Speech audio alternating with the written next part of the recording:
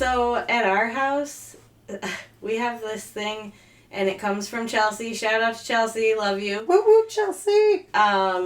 You put potatoes in the candy bowl. Do you know that every Halloween we go through over one full bag of potatoes because the kids just love it?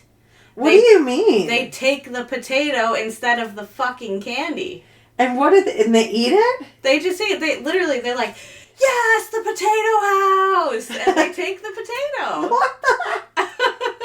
Wait, are they eating it? Or they're just burying it in your backyard? You're gonna have potato They're plants? carrying it in their bag and bringing it back to their parents.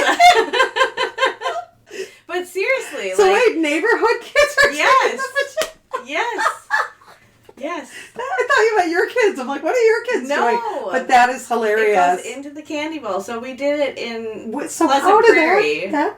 How did that happen? That tradition Chelsea saw something on Facebook about it. Really? And she just like, here, put and potato in your candy bowl. We did not believe it. Like, so we put it out, and we did it at Sarah's house the first time, and we could not believe, like, they're like, oh man, you guys are out of potatoes?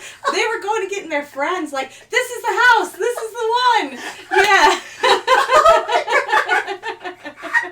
That is the best thing ever. Yes. Oh my God. That is so funny. Yeah. I love that. I have no idea what to name the phenomena, but that I've never heard of it, but man, I love it. That's so awesome. You know, it's funny because I just did trunk or treat at my grandson's school. And I bought, like, you know, like all the good candy and stuff. Yeah. And then I bought Dum-Dums. Dum-Dums, you know, the little bank. Yeah. You got them at the bank when you were little, went to your parents. Suckers. I don't know if they still do that. Oh, yeah. But I got, like, a big bag on sale at, like, Menards for, like, $6. Mm-hmm. And you're talking these other bags of candy are, like, $20 a piece, right? So I'm running a little low, and I'm like, okay, I'm just going to open up. Like, I'm almost embarrassed that I'm going to put these Dum-Dums in there. But I'm going to put a handful and mix it around. Yeah. You know, the minute I put those Dum-Dums, every kid's like, oh, I want the sucker. Yeah. Like, I couldn't keep the bowl full of the Dum-Dums. I'm like, you guys are nuts over this $6 bag of candy when I have $20 bags of candy that you're picking over. I'm like, that's so crazy to me. I'm like, next year I'm just going to fill up my thing with Dum-Dums. Yeah. Like, man, we're doing, so a friend of mine dropped off half a fucking trunk load of Haribo gummy bears. Oh, awesome. So we are handing out gummy bears, and that's going to be mostly it. So we have, like, they're different kinds of gummy bears. Sure. There's, like, the individual ones, and there's, like, the twin snakes, and they're individually wrapped, too. They're so cool. Yeah. But, yeah, so we have, like, 4 boxes of individually wrapped gummy bears. That's and awesome. Shit. Yeah. You're going to be, like, the coolest house in the neighborhood. And then your potatoes. Like, you're going to potatoes, yeah. That is such a great story. Right. I don't get any trick-or-treaters in this area. Yeah. Like, they all, like, go into, like, actual neighborhoods. Yeah. Because this is a lot of apartments right here. So no one, we live in, like, a cul-de-sac, kind of. So our neighborhood goes crazy for Halloween. And even, like, decorating your neighborhood is pretty decorated, right? Yeah, that's what I remember. Like, it made me so happy the first year that we were there. I was like, this is where I fucking belong. Yeah, you're like, I bought my house in the right fucking neighborhood. I wish that my childhood was like this. Like, just kids everywhere. I do remember my childhood being like that. Trick-or-treating, and I remember doing it at night, and just every kid in the neighborhood being out. And last year was cool because it was at night. Yeah. Like, they let it go till 7. So. Right. Mm-hmm. Oh, man, and it's cool. It's just so much fun. Yeah. Like, oh, gosh, I love it. Me too. Halloween for life. I know. Hell yeah. Spooky bitch for life. Yeah.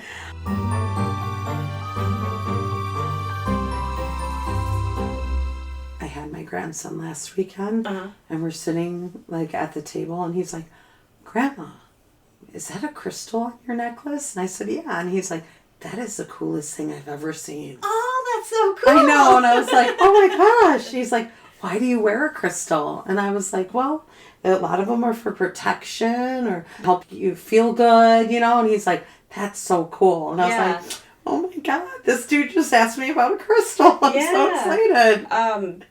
One of mine is really interested in, like, witchcraft, and, like, he made a little spell jar with me. Oh, he cool. made it for luck because he had, like, a sports thing coming up.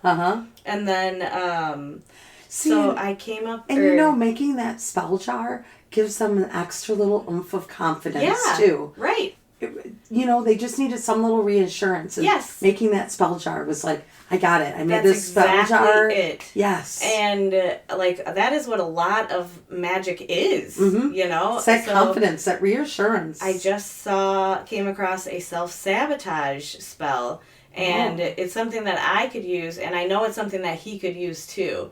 So I had sent it to Chelsea and said, do you think it would be inappropriate for me to, do this with him? He's interested in it, and it's just lighting a freaking candle with some herbs and essential oils, Right. But she's like, I think that would be a really good idea. So I think I'm gonna. I mean, he'll be 13. Yeah. And... Well, you're not sacrificing a cat. Yeah. You're trying to help him. No, but I've tried to, not push anything on them, you know what I'm saying? Sure. Because I've always tried to go with my parents, yeah, you find your own path.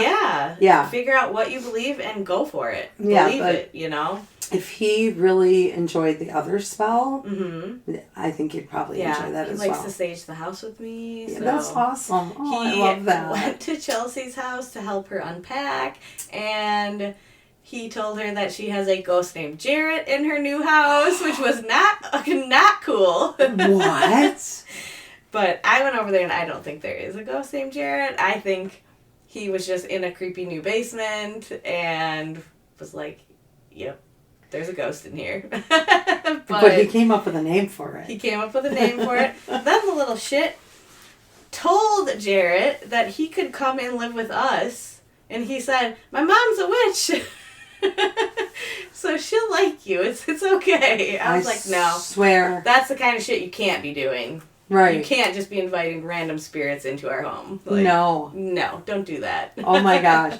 Has Chelsea noticed any weird stuff? No. Okay. She has not. And now when I talk about Jarrett, she's like, shut up. Yeah, you know what? I have to say, if someone said that to me, I would be nonstop freaked out. Yeah. I would probably not be able to go in my basement by myself. Yeah. I would have to... I probably wouldn't either. Yeah. I'd be like, gosh darn it, kid, why'd you have to tell me this? Yeah, exactly. Oh, man.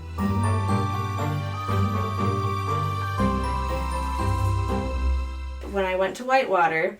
They told us a lot about the Morris Pratt Institute. Do you know anything about that? I don't, but maybe Chelsea could be a guest and you guys could talk about your experience. For sure. Yeah. That would be awesome. That would be a great episode. So the Morris Pratt Institute is the only spiritual school in America, and it's in Milwaukee. What do you mean spiritual school? It's a school for spiritualists and mediums. So they train? Mm-hmm. Oh. And I was going to bring the brochure so that you could look through it. That's so cool. But, yeah, so it started, Morris Pratt started a church, I think, of spiritualism. Okay. And then when he passed away, he had built a community of spiritualists and mediums and people who, really came to, respect him, and he was building a safe place for an alternate kind of religion, Okay. So then when he passed away, they created the Morris Pratt Institute in his name, and they have courses on mediumship, just an overall view of spiritualism, what it is. And then I was kind of looking through the coursework. It's got different phenomena in there that you study, spontaneous combustion was in there. That's crazy. And seeing spirits, all kinds of shit, spoon bending. Yeah, and then what was the last? There's 3 different major areas of study. Okay. But I can't remember what the 3rd one is. But yeah, we should do that. Have Chelsea come on. That would be cool. Yeah, that would be really cool. Thanks for tuning in to this episode of Hex Haven. If you enjoyed our content, please consider becoming a supporter on Patreon. We appreciate your support, and if you have any topic suggestions, feel free to share them with us at hexhavenpodcast@gmail.com. We'll see you next time.